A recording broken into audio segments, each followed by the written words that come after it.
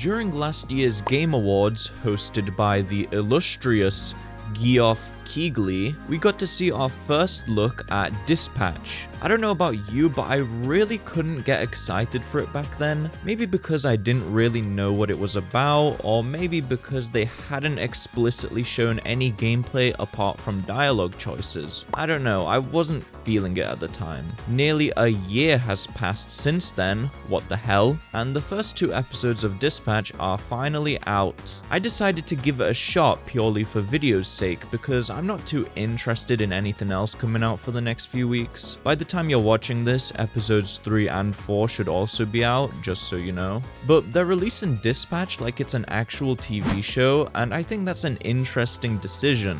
It means everyone can stay caught up even if they don't have much time to play, and it gives the story room to breathe between episodes so people can actually have some discussions about it online. I'm really glad we're getting something this unique. If Dispatch isn't ringing any bells for you yet, by the way, it's the game with Aaron Paul, Moistcritical, and Jacksepticeye. But before we talk about those fellas, let me quickly break down what the story is about. You play as Robert Robertson, who's voiced by Aaron Paul, also known as Mecha Man. After a fall from grace as a superhero, your life hits rock bottom until you're offered a chance to work as a dispatcher at a corporate superhero organization.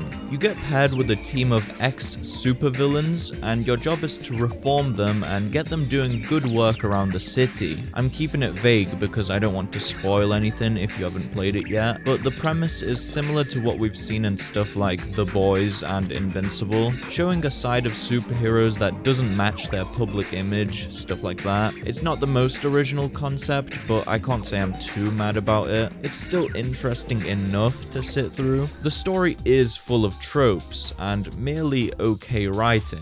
Certain scenes cringed me out a little because of how predictable they were, but I don't think this game is trying to be revolutionary or anything. Based on the first 2 episodes, it is just trying to be a fun time. It's full of jokes, it feels casual and laid back. I can't judge them for it, but if that's not your thing, if you're looking for more, you're not gonna get Telltale Walking Dead level writing here. For me personally, the story hasn't managed to fully hook me yet, but honestly, it's okay because this game has 2 things going for it that makes it worth playing anyway. The character writing, for one, is extremely solid. Pretty much everyone I've seen in the 2 episodes are incredibly charismatic and distinct. Even the minor background characters have been written in a way that you won't forget them. That's impressive to me because you'd think that in this superhero-filled universe, it'd be hard to write so many interesting characters when the main ones are already compelling, but they managed to make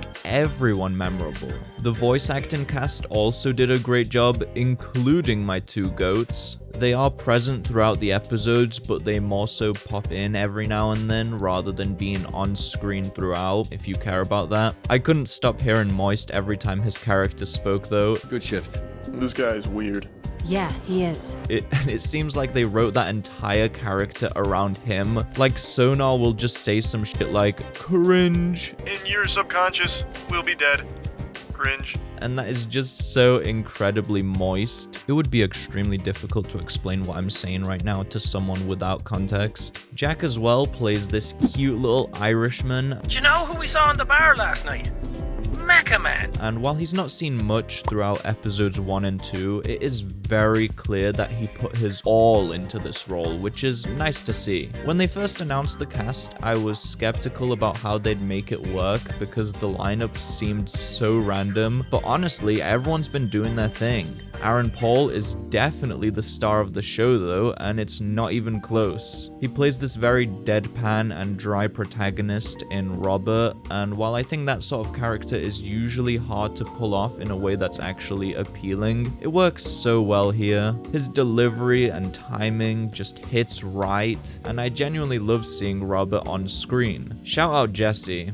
Yeah, bitch! It's weird because while the character writing is so good, the actual narrative itself is really whatever at this point. Maybe it's because we've seen so many stories like this in recent years and it's getting boring now, or maybe the narrative just needs a little bit more time to develop and build up. We'll see. Regarding the episodic format, like I said before, it is unique.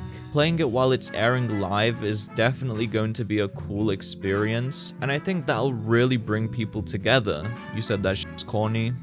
Yeah, it was. For these first 2 episodes, it took me about 50 minutes to finish each, and it's kind of a set time because unlike, say, Telltale games, Dispatch doesn't allow you to explore or actually control your character in that way. Everyone is going to have a very similar completion time because this game is linear. It is exactly like a TV show. It progresses from scene to scene with no breaks, no way to take your time with it, so do with that info as you will. I personally liked it because it kept the ball rolling, the foot on the gas, and it just makes for a tighter experience. I do wish the episodes were a bit longer than 50 minutes though. I'd say an hour and 30 per episode would be more satisfactory, allowing for some scenes to be expanded, but I get that they're trying to make it feel like actual TV episodes. The game is priced very fairly for how long it is, unlike a certain other recent game, so you can decide whether you'll get enough value out of this. Now that we've covered the story, let's move on to the gameplay side of things. You've of course got your usual dialogue choices and QTEs throughout, but what I want to talk about is the dispatching. The end of episode 1 gives you an introduction to it, and in episode 2 you spend a good deal of time doing it. Out of the 50 minutes, I would say you'll be dispatching for 20 to 25-ish. But what the hell actually is dispatching? It is a minigame where you get your view of the city and civilians will contact you about their issues, which can range from an old lady needing to cross the road, to arson, to assault. You have your team of ex-supervillains at your command and you decide who you'll send out to deal with what situation. It's a pretty intense game actually, because you do have a time limit for each crime and your heroes need to rest after each job they do. So you'll often be in a situation where most of your heroes are either busy or resting up,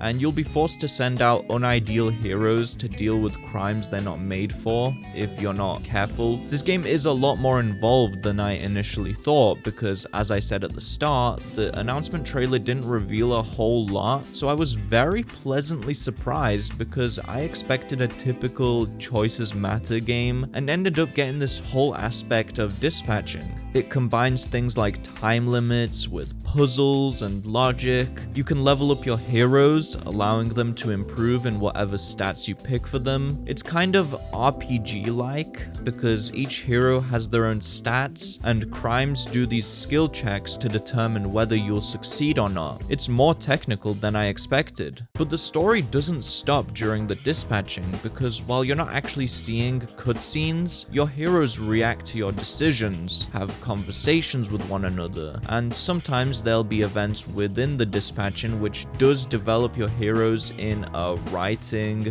character development type of way. Like when the flame guy gets pissed off at the other heroes for laughing at him, you'll actually see his icon on the city map travel to an area and commit arson out of frustration, which is both hilarious and really cool. The gameplay doesn't interrupt the flow of the story. In fact, I'd say it only makes the experience better. They've struck this great balance between the two, so even when I'm not fully engaged with the story, the dispatching gives me a break and then brings me back in feeling more refreshed and more invested. I actually think I'll end up replaying this game at some point just for the dispatching alone, to try different approaches and see if I can get a better score than the mediocre one I ended up with. So where does Dispatch actually stand compared to other games in this genre? If you're coming into this expecting something like Telltale, Detroit Become Human, or Life is Strange, you're gonna notice pretty quickly that it feels a bit different. As mentioned before, Dispatch is way more linear.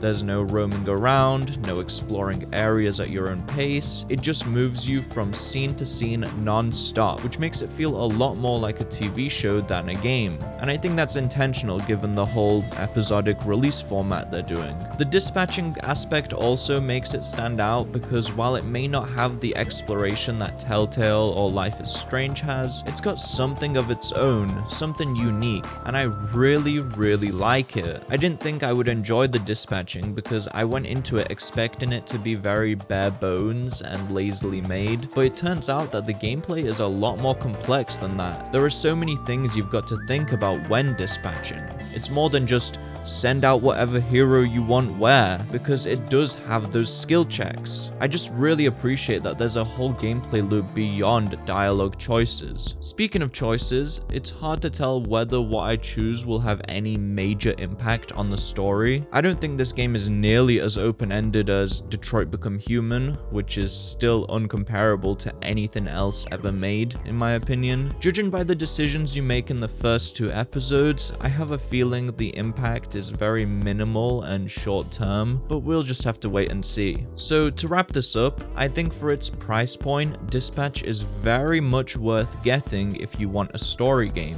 The narrative is by no means horrible, it just hasn't fully hooked me yet. Maybe you'll enjoy it more, so I recommend you give it a go. If not for the story, then for the dispatching, because it truly is very fun. But to not end it on a totally sour note, I will say that the ending of episode 2, from the end of shift meeting scene to the actual end of the episode, I got really hyped. Like, the writing there was awesome and set up some high expectations for what's to come. So you know that I'll be tuning in every Wednesday. I think by the time it finishes airing, this game will be considered a modern classic in my book, just because of how we haven't gotten anything like this in so long. So get on it while you can, don't be late to the party. And while I've got you here, how about you consider subscribing? Support the channel because I also release weekly episodes, so I'm basically as hardworking as the Dispatch team. I'm kidding. That's all from me. See ya.